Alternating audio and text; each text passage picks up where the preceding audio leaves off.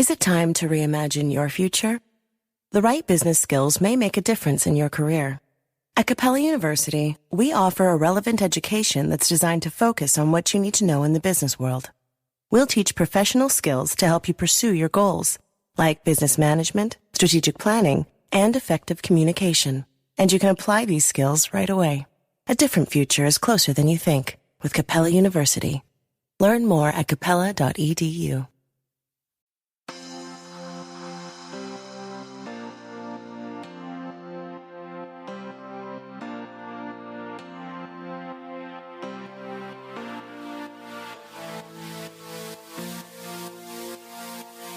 Hello and welcome to Outward, Slate's LGBTQ podcast. I'm Bryan Lowder, an editor at Slate, and today we're going to talk about a really interesting moment in gay history. As regular listeners may remember, I spent much of August camping with my fellow queers, first at a Radical Fairy gathering in Vermont, and then at the Honcho Campout Queer Electronic Music Festival out in Western Pennsylvania. At the latter event, I heard a talk co-presented by Ben Miller called Back to Whose Land? Utopia, Primitivism, and Gays in the Woods. And I immediately wanted to bring Ben on the pod. Ben Miller is a writer and historian living in Berlin. If you've been listening for a while, you might recall that I've recommended his excellent podcast, Bad Gays, about evil and complicated queers in history as a gay agenda item. Ben's work, which also makes up his recently completed dissertation, is on the fascinating and troubled history of gay men looking to both nature and indigenous peoples as a means of forming a certain kind of anti-assimilationist or countercultural identity. Both of my August jaunts, especially the Radical Fairy gathering, come out of this tradition in one way or another, but I also realize not everyone is aware of them, or their very complicated histories and how we got them in the first place. So today, I'm talking with Ben about where the gay Back to the Land movement came from, what the folks who started and pushed for it were hoping to achieve, and how we should think about that legacy today. We'll be back to talk with Ben about when and where this movement began and what gay identity even looked like at that time after a quick break.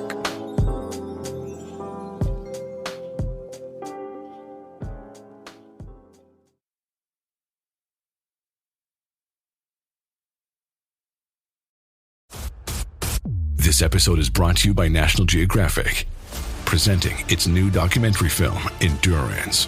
Follow the greatest survival story ever told, unpacking the legendary feat of polar explorer Sir Ernest Shackleton, who kept his crew alive for over a year, despite losing their ship in frigid pack ice. Over a century later, a team of modern-day explorers set out to find the sunken ship.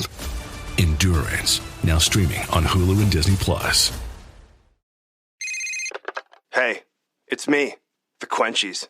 I'm that late afternoon craving you just can't shake. Wait, what's that? Welch's Grape Aid?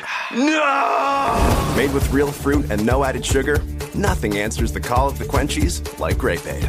Got the Quenchies? Grab a Grape Aid in your juice aisle. Feel your max with Brooks Running and the all-new Ghost Max 2. They're the shoes you deserve, designed to streamline your stride and help protect your body.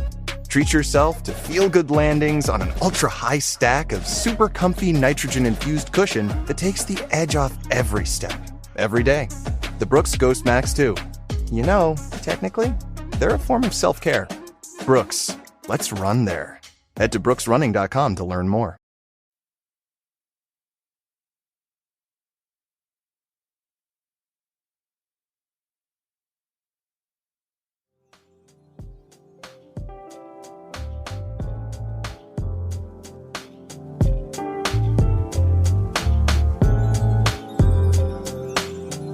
All right, we are back. Ben, welcome to Outward. I'm so happy to have you on the show today. Thank you so much for having me. It's great to be here, out of the woods once again, back in the city, where it's gray and concrete. Gray and concrete. We love that. So, Ben, the core concept of your work is on this issue of something you call primitivist homomythopoetics. That is a mouthful. I want you to try to define that in layman's terms for us in just a second. But first, let's set the historical scene for listeners, because part of your research is about these movements happening in America in the 1970s, but the groundwork for all of this is laid much earlier. And there was also this big split in gay thinking at the time around sort of we're normal and want to assimilate versus we're special with a special purpose. So yeah, can you just set that scene for us? Right. Well, before we can figure out whether we're normal or we're special, we have to figure out who and what we are. The real background to the story that I tell in the dissertation in this post-late 19th century moment is that in various urban centers across the global north, there is this new type of person beginning to be identified, and maybe more interestingly, beginning to identify itself. There is a switch in the way that all different kinds of human relationships are being ordered. There's a term that I think is really useful to think about this called the sex-gender system. And a sex-gender system is basically the way that culture turns bodies into identities, right? There are bodies, and then culture comes in between and has an organizing system or an organizing principle that then produces out of those bodies categories of being. And those categories of being are shifting. There have always been same-sex loving people, and there have always been people who screw with the gender binary. But the meaning of that, the cultural institutions around that have shifted radically over time. I think it's intuitively easy for us to understand how when we think about the ancient world versus today, right? The quote-unquote gay activity in ancient Greece or ancient Rome was a adult male citizen, property owning citizen who had a wife, but also was only atop with only younger men. And that does not describe today's gay men. That describes today's Republicans, right? Like, this is a different system. This is a different structure.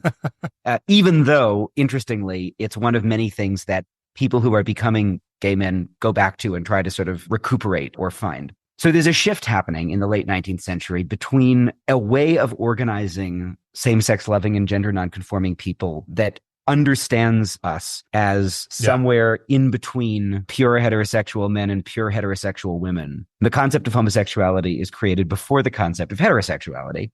The deviants are defined first, right? And then the normal people are redefined around the deviants. In these places where this process is happening, right? Cities like Berlin, which is where my story begins. These are cities that are also full of wealth that is stolen from, and also anthropological knowledge that is being created in the colonies. One of the justifications for European colonization and domination has always been sex and gender deviance. Colonial regimes of sexuality didn't only affect sexuality in the colonies, but also back in Europe. I think it's intuitively easy to understand how a colonizing regime affects sexuality in the place that it is colonizing, right? Europeans show up, they make sodomy illegal, and then there are prosecutions, and then there's a trial record, and we can see that affecting people.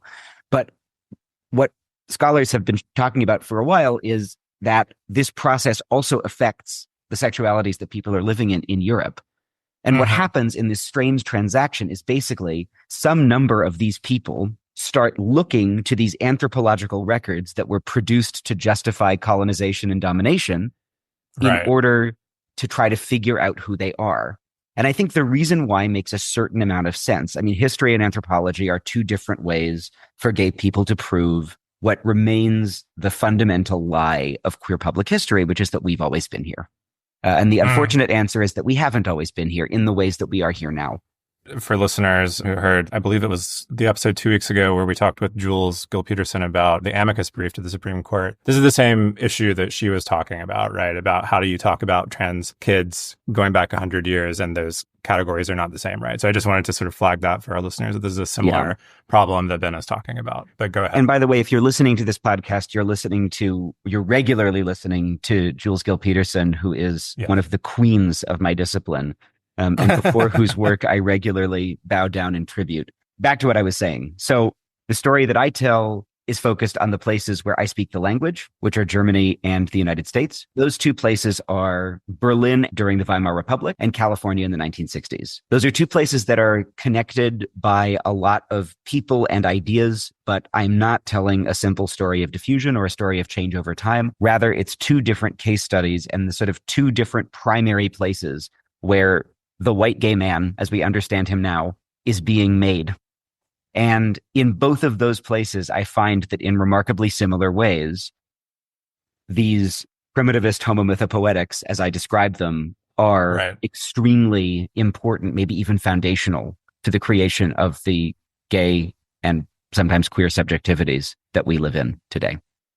Can you just pause there and sort of break that term down? You've been talking about it and sort of the elements of it, but just so that we have it very clear sort of in front of us, what does each part of that term sort of mean specifically? Oh, I sure well can. So let's start with primitivist. Primitivist is a word that I really tried to get away from, and I couldn't find a better word.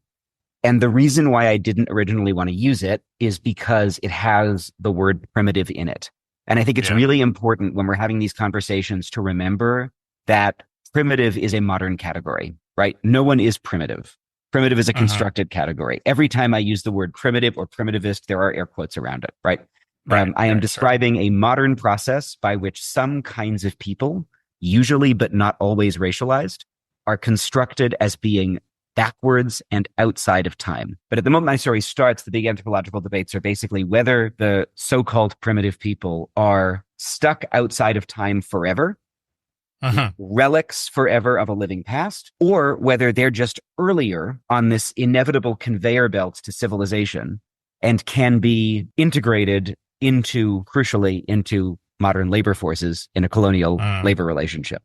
Primitivism, I think people are more familiar with in an art historical context. We think about works of sort of classic modern art that were influenced by the circulation of colonial objects, Picasso's paintings, Stravinsky's Rite of Spring, etc. Basically, looking to the past to provide the future, looking to the past for some sort of salvation, to a modern that is considered to be de-spiritualized, denaturized, and somehow artificial, and a dead end.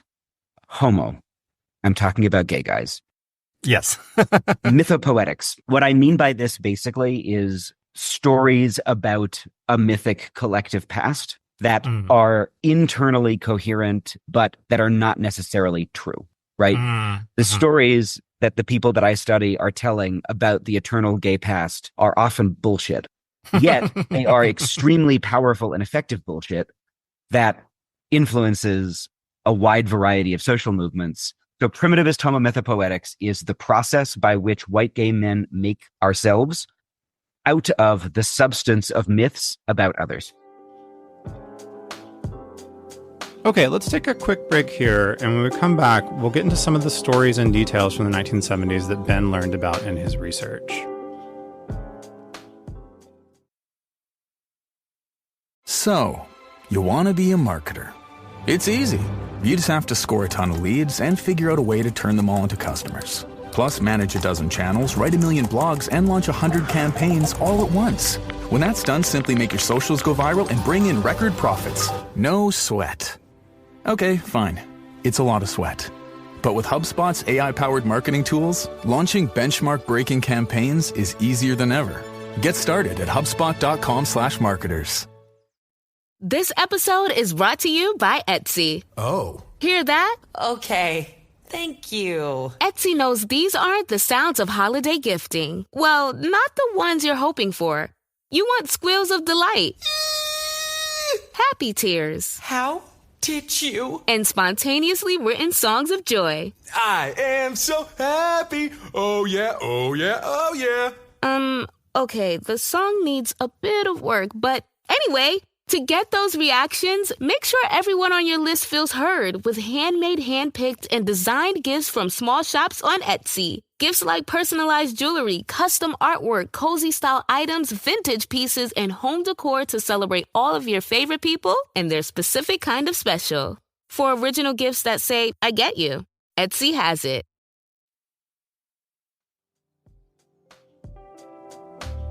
All right, we are back with Ben Miller.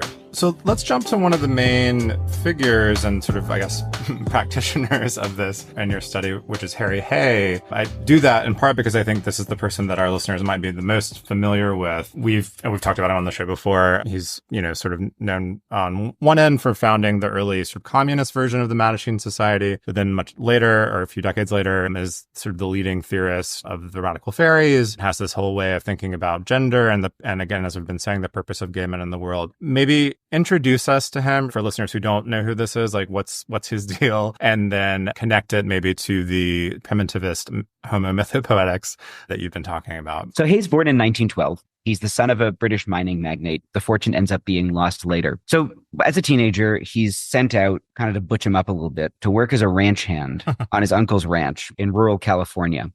His uncle was a military officer who had carried the flag at Wounded Knee and was one of the key orchestrators of the 1890 massacre of nearly 300 Lakota people by U.S. soldiers there. And his uncle also employed a lot of native ranch hands. A lot of those ranch hands were in the Industrial Workers of the World, one big union, and they started inculcating the young Hay into their radical politics. And one of these wobblies was a farm worker named Tom, who invites Harry Hay to this family celebration. He witnesses a dance and he is introduced to an old man and is explained to Hay that this old man is sacred. The man touches his head and tells him something in the Paiute language. It's then later translated for Hay as a blessing, that we're to be kind to you because someday you're a friend. This person is Wobeka, who is a native religious and spiritual leader and one of the founders of the ghost dance religion. And that religion was actually one of the inspirations of the native resistance movement at the time that the Wounded Knee massacre brutalized and murdered those people. Hay takes this as a kind of creation myth for himself. Right. And then goes off to Stanford and is actually out of the closet at Stanford in the 30s as, and I think you're going to love this euphemism, temperamental. Hay gets more and more politically serious. He's politicized by the 1936 California general strike, where basically the whole state of California gets shut down and there's all kinds of police violence and brutality. He's increasingly frustrated by the political apathy of a lot of gays, so he joins the Communist Party. In the Communist Party, he is convinced that he needs to marry a woman to be less of a security threat. He marries one, a woman named Anita Platke. By all accounts, they like each other very much, but she's just tragically not a man. Right. They adopt these two children. Boy, were those kids adopted. During the 1940s, Hay starts teaching a class at the California Labor School, which is a really interesting institution. It was the Communist Party of California's political education wing. Maya Angelou went there. Really interesting people were around there. He teaches a class called Music as a Barometer of the Class Struggle, where he starts to look at the social history of Western music to think about the ways that different musical forms relate to political struggle in their day. Yeah. And it's there that he starts to read this mid-century anthropology by a group of people who had all studied at Columbia under the German-Jewish emigre Franz Boas, who are in the middle of transferring the science of anthropology away from being a biologist justification for racial hierarchy into a self-consciously anti-racist comparative study of cultures. I say self-consciously anti-racist because hopefully we all now know that just because something thinks it's anti-racist doesn't mean it is. But they think that what they're doing is anti-racist. And it's certainly a sight better than what's going on before. So Hay's reading people like Ruth Benedict and Margaret Mead. And we see even in this class the beginnings, I think, of some of the promises and the pitfalls of this kind of thinking. So in one class, the first class, he's talking about how he understands the birth of music to have come about, essentially through songs of collective work and labor. And he uses as examples for this music of the distant past, field recordings that are taken among the Hausa people of northern Nigeria recently. In other words, here are living Black people who are exemplars of our collective past back before we got civilized. So then eventually the gay dam breaks when Hay meets Rudy Gernreich. Two of them run off and found Mattachine. Mattachine devotes itself to the question initially of what gay people are for and how we should behave, which is a very open question at the time. Its original founders are all communists. They're very interested, therefore, in the social utility of different kinds of human behavior towards the goal of a more fair and a more just society. And so they're trying to figure out, what are gay people for? Hay comes back to this question over and over again. What are we for? And this goes so far as to, they even have a conversation in 1952 where they debate the relative value of what they call camping and what we would now call sort of effeminate gay behavior, like queening out. Right. And they're debating, like, what is this? Like, is this retrograde? Is this the imitation of women? Is this a social form that we're inventing that's actually helpful for us? Like, what are we doing here? And they're literally very, very earnestly talking about it and what it means. Some newspaper columnists get wind of the fact that there's this Mattershine organization that is run by communists. And a lot of the people who join Mattershine after it wins a couple of important legal cases for its members early on do not want to be associated with communists. You have to remember, this is the early 1950s. This is the time of the Lavender Scare, of the Red Scare. People have good reason to fear being associated with communists. And so the original founders end up leaving the organization. Hay falls into a deep depression, into a period where basically between Mattershine and the fairies, he spends most of his time engaged in a giant research project. And Hay's research project becomes one of the big foundational sets of ideas about what gay people are and what we're for. And I think it's still really influential in gay and queer lives and theories today. He tries to synthesize the social role of something like gay people throughout all of time. And what he ends up deciding, and I say deciding and not discovering because I want to emphasize that his theory is wrong, is that there is some universal pre-Christian tied to a universal pre-Christian matriarchy, social role for what he calls not men, for basically gay people, that had then and would have now a crucial political and spiritual role in urgently needed social transformations. He settles as his descriptor for this social role on a term, berdache. And this is a term that he gets out of anthropology done by, among other people, Ruth Benedict, about the Pueblo peoples of present-day New Mexico. This term has been conclusively rejected by Native people. Every time we use it, and I only ever use it to describe Hay's theory, not to describe actual humans, we should call it so-called berdache theory, because the term has its origins in discriminatory and racist language and is just not how anyone thinks of themselves. But Hay discovers this so-called berdache and decides that he can find it not only among the Pueblo peoples of New Mexico, but also in European social forms. He identifies the fool figure of the European Middle Ages as a form of berdache. He identifies Morris dancers as a form of berdache. And so he theorizes this so-called berdache as having a social role that reproduces the inner life of society. In a letter to a lover in the 1960s, he refers to, and get ready for a great phrase here, same-sex couples as producing, quote, children of the brain,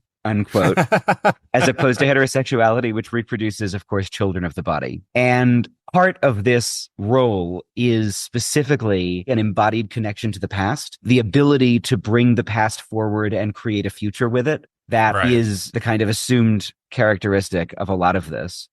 And one really easy way, I think, of apprehending that is the way that Hay, and really everyone else I talk about in the study, talk about the people that they're comparing themselves to. Like, Hay will write about Native people living in a pueblo in New Mexico and just say us. And is just supremely comfortable occupying that first person identification with people with whom he has very little in common. Right. So you've mentioned already that this is sort of a gay man, but also white gay male phenomenon. What is it about white gay men in this moment what were they sort of seeking to fix, or what did they feel was missing? What was the lack that this reaching toward indigenous peoples and the past was trying to resolve for them, if you can summarize it that way? Interesting question. I want to push back on two things. One, it wasn't only white gay men who did this. I study white gay men because I wanted to tell the story of how this particular, now sort of dominant and oft critiqued, I think for good reason, social subjectivity came to be. But there is absolutely a primitivist homomythopoetics of people of color, or maybe that's not even the term that I would want to use to describe it. But there's certainly a rich tradition of queer people of color looking to pasts that are much closer to their own, right? Interesting. And I don't want to deny that happened. I don't want to pretend that only white people did this. And I also really don't want to tell living queer people of color how they should think about their relationships to their own past, right? That's not, I'm not interested in doing that in a scholarly way or in an informal way or in any way. The other thing is it's not only indigenous and racially othered people. One of the arguments that I make in the dissertation is that the white gay male relationship with the classical past, right, which is the European primitive, is actually also a function of this. I think they're very similar, which doesn't mean that this isn't always already racialized, because there are so many moments, at any moment when this is happening, it's happening with an anthropology that is at the very least produced under violently unequal conditions, and is often being used to justify some quite, at a minimum, solipsistic politics. So the point isn't to say, oh, this isn't racist because they looked at classical people too, but I think it is important to note that there's always this mix. Like even in Hay's work, he takes the term from this anthropology about native people, but he's talking about European peasantry all the time. What unites all of these different places that white gay men are looking to for inspiration to create ourselves, whether that be the classical past, whether that be the sort of pre-modern medieval European past, or whether that be living racialized people thought to embody some kind of collective past, is the desire for something radically other than what now is. We know now isn't working, and we want something really, really different. And then people go looking for different and put different towards a whole variety of different ends. In the first part of the study, which takes place in Berlin, there are actually some of the first queer anarchists, some of the first people who are arguing that gay people are not just folks, they're actually special, and they have some special cultural contribution. And what they're arguing, because they're misogynist reactionaries, is that that special contribution is that gay people can help German society return to a kind of racially pure heroism by totally denying evil Jewish femininity. And then they'll write about that in terms and using anthropological sources that then someone like Harry Hay picks up on to propose that gay men have a role in bringing about matriarchal communism. The sources can be very similar, and they can be mobilized towards very different political ends. And what people are looking for is this radical difference. And it's part of a kind of broader system or trend of social movements that are thinking about going back to the future. And this is just one sort of facet of that. Since you just brought it up, I think it's a good segue about going sort of back to nature, back to the land. One thing I wanted to mention that you write about in the study is this proposed takeover of Alpine County in California. I think this is a really fascinating historical moment, and the reactions to it and the arguments about it. Can you sort of tell our listeners what happened there and how it connects to the larger study that you did? Yes. This is one of the greatest stories of the sort of high water of gay liberation in the US. Right. It's so entertaining and so fascinating. So in November of 1970, everyone in America opens their copy of Time magazine, and they find an article describing this remote and empty county of Alpine, California, with a population of 430. Which is a pristine wonderland of majestic peaks and verdant pine forest and crystalline lakes. But now, Time magazine writes, that existence stands threatened by the militant homosexuals of the Gay Liberation Front. And the idea, which emerged maybe as a practical joke and maybe seriously and maybe as something in between, was that California had 90-day residency to vote. And so if anyone's ever seen Wild Wild Country, this was the plan. The plan was to get 500 gays out into Alpine, wait 90 days, declare residency, recall the county board of supervisors, because you now had a gay majority, and turn Alpine County into a gay colony. Some people wanted to call it the Stonewall Colony, a place where, as the gay liberation activist Don Jackson wrote, where gay people can be free, a gay territory, a gay government, a gay civil service. And I think we can understand this as one of many kinds of colonial projects, a sort of frontier against which all these conflicts and contradictions would be resolved through space and land and the construction of this new shining city on a hill where, you know, tomorrow sex would be good again. And the thing that this plan totally does not take into consideration is that Alpine County is located on unceded Washoe land. And externally, they write about how this project is going to be unbelievably beneficial for them, and they want to live in community with Native people, and they want to bring Native voices more into county government. And then privately, they write about how the Washoe people are, quote, a primitive tribe who could be bribed with small trinkets, end quote, to come out in favor of the project. And they're sort of media savvy about the fact that having this Native tribe at this moment when also there's a prominent American Indian movement going on, right? This is the era of Marlon Brando sending Sashi Littlefeather to collect his Oscar as an act of political protest about the treatment of the ongoing genocide of Native people in the United States. And yet they're extremely cynical about it in their internal communications. By mid-1971, the project is dead. It sort of collapsed under the weight of its own contradictions, and various gay liberation groups denounce it and sort of move on. I think, honestly, one of the reasons why it didn't happen is that people realized that it was going to be really hard. I mean, it is hard to go back to the land. You have to live and farm and do all this stuff. But it's a kickoff for what becomes a kind of growing gay back to the land movement. A couple years later, a journal called RFD, which stands for a lot of things, but, as some people say, it stands for Radical Fairy Digest, some for Radiant Fungus Declaration, some for Rural Faggot Delivery. This journal, they start to create a space where different back to the land gay communes are communicating with one another. And what I think is interesting about the Alpine Project is, on the one hand, it's this kind of emblem of failure, and it's an emblem of failure against which a lot of more progressive organizing orients itself, right? A lot of people look at that and say, well, I don't want to do that. I want to be in actual lived solidarity with people who are being oppressed, as opposed to just trying to create some kind of easy gay nationalist out. But also it's important to think about who and what is being excluded.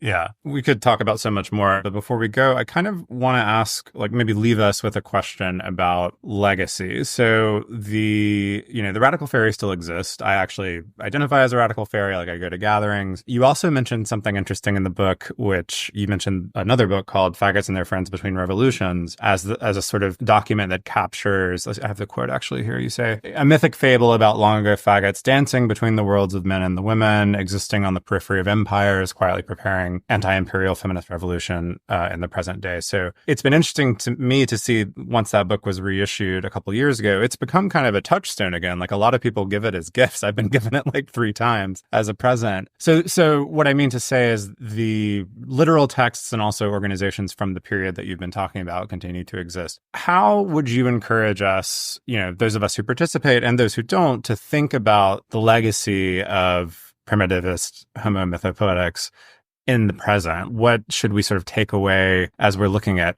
the world as it is now? Because, again, these things are still in circulation, and it's interesting. Yeah. There's a great quote from the writer Garth Greenwell, who I very much like, who said, well, problematic to me is a criteria of interest. And that's how I approach this, not believing that it is even possible to expunge queer subjectivities of their links to profoundly racist ways of knowing and systems of exploitation. Yeah. Because if we are, and many of the people listening to this show are US or UK or European citizens living in the global north, we are already so enmeshed in those systems. And I don't say that to say, well, then we should just give up and do whatever we want. I just say that to mean that we should take really seriously what that actually means, and how to unmake them, and what kinds of tools are necessary to unmake them.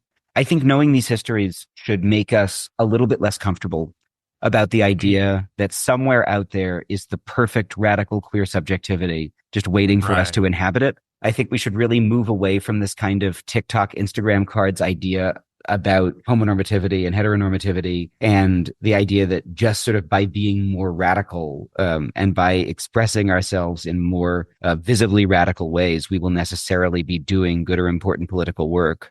And I think we should think more about the histories of and the actual effects of the political and cultural actions that we participate in. We found ourselves at Honcho Campout, an electronic music festival that I think owes a lot to fairy culture. Absolutely. A lot of queer people of a lot of different shapes and colors and backgrounds had, I think, a really good time there. I don't want to overstate the political importance of Honcho. I don't think Honcho is the revolution, as fun as it is. But I think it's possible to engage in these worlds and to be critical about these worlds. And I think that's just kind of the meaning of being a grown-up. Yeah. Okay. That is a fantastic place to leave it, I think. Ben, where can our listeners sort of follow your work? I know there's the Bad Gays podcast, of course. Where else would you like people to check you out? Yeah. So as this is airing, we have either just started or about to start the 8th season of Bad Gays, which is a podcast about evil and complicated queers in history. We have some great people coming up for you this season. The tone of that is much less academic than this conversation, so don't worry. It's like a fun biography show where we talk about people on this season, including Larry Kramer. We're talking about Olive Yang, who is a Burmese lesbian opium smuggler who ran guns for the CIA. We're talking about Adele Spitzader, who was a German opera singer and bank swindler. We have a lot of really good episodes coming up for you this season. And there's also 7 seasons of back episodes and our monthly Extra Bad Gays subscribers show where we talk about queer politics and culture. So if you like podcasts about queer politics and culture, Bad Gays is a great place to turn. And you do, if you listen to this. You can also find me and my writing at benwritesthings.com. And I'm also at Ben Writes Things on Instagram and on Blue Sky. All right. Thank you, Ben Miller. This has been such a fascinating conversation. And yes, folks, everybody go check out Bad Gays because it is one of the best. That is it for the main show today, but there's always more Outward over in the Slate Plus feed. This week, Ben will stick around to help us update the gay agenda. If you're not already a subscriber, remember that by joining Slate Plus, you'll get ad-free podcasts, extra segments on all of our shows, including Gay Agenda and Pride and Provocations, and you'll never hit a paywall on the Slate site. To learn more about that, you can go to slate.com/outwardplus. Otherwise, please send us feedback and topic ideas to outwardpodcast@slate.com. Our show is produced by the utterly homopoetical Palace Shaw. If you like Outward, please subscribe in your podcast app, tell your friends about it, and rate and review the show so that others can join in on the fun. Until next time, stay gay, everybody, and hoping with you all for good results from the election, because I don't think we know yet. All right, stay gay.